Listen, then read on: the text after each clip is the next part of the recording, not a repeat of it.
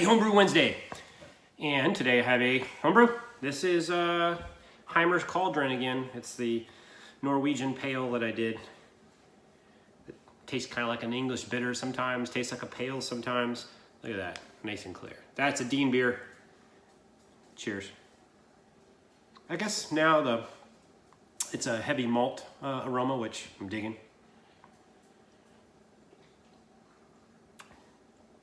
Yeah, that's a crowd pleaser. Okay, so update. It's been a really busy week. And it's going to be busy next week. So I'll be out in Nebraska next week. So I'll do a on-site Homebrew Wednesday. So I have to find a good spot. Maybe I'll go to some brew pub in Omaha. Anyway, I had a surprise delivery, not surprise delivery, I ordered it so I knew it was coming, but I went to my local homebrew shop and I ordered a monster grain crusher because I had this grain crusher that was just kind of crappy and it just wasn't doing the crush. I've been talking about it the last couple of Homebrew Wednesdays actually. So I got this big one. I put it together last night. I was so excited. I said, yeah, I'm going to put it together, and I didn't go to bed until like 1 o'clock, which is probably why I'm tired today. But anyway, I put it together. I'll throw a picture up.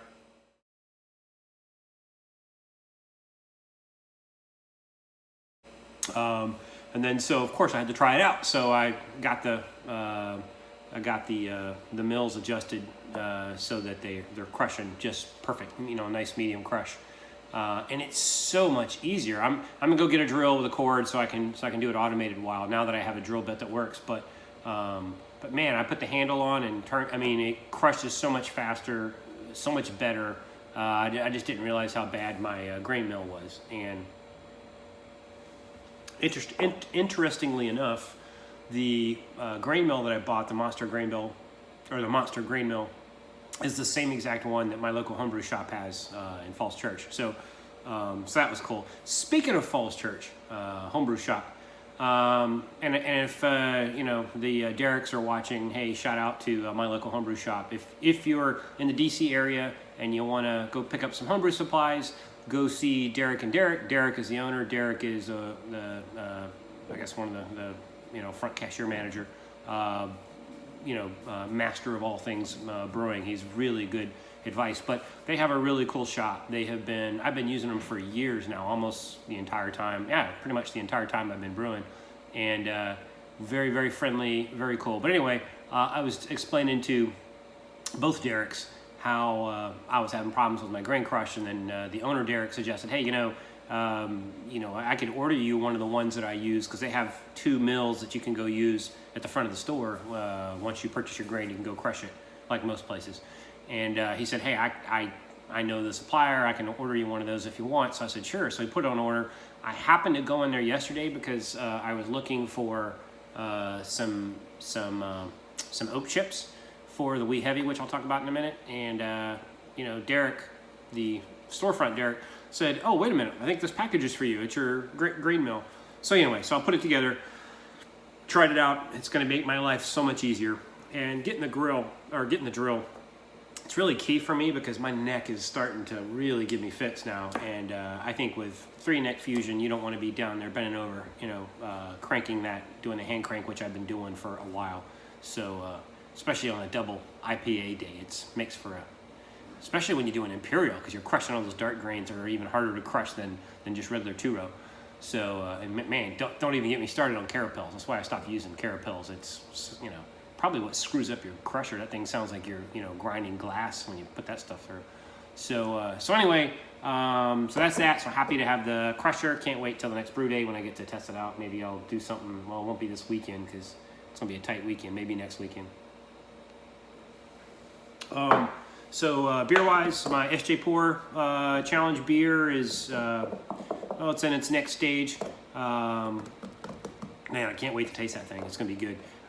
So that's all going great. Hit the gravity I wanted on it, so that's cool. The Wee Heavy I'm calling it Fat Bastard. Wendy Kilt's Fat Bastard. You got to say the whole thing. Wendy Kilt's Fat Bastard. So that's the Wee Heavy. It clocked out at 10.1% after 1 week of fermenting, maybe like 8 days. 10.1%. And the funny thing was, I remember Kevin Clement said, "Yeah, oh, yeah, that's a slow fermenter, the Edinburgh ale." And sure enough, it kind of bubbled a little bit. I put a blow-off tube on it, but then it just was like a slow bloop, bloop, for like the whole week. So I'm thinking, okay, well, it's not really doing anything.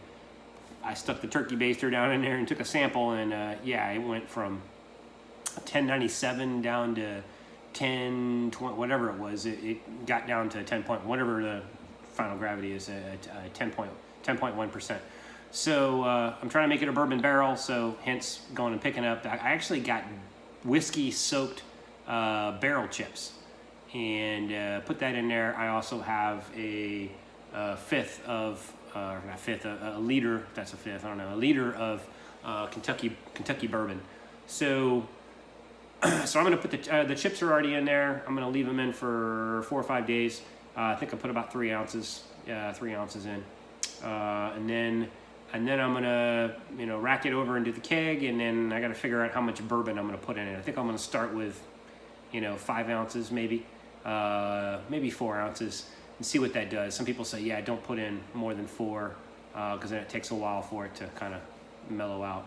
But anyway, I'm gonna do it to taste. I'll start with 4, and I'll just keep going until I get it where it needs to be. She wants a super boozy, wee heavy that has that nice alcohol cloying, sweetness to it. So that's what I'm shooting for. So we'll see how that goes. Man, I'm already at 6 minutes.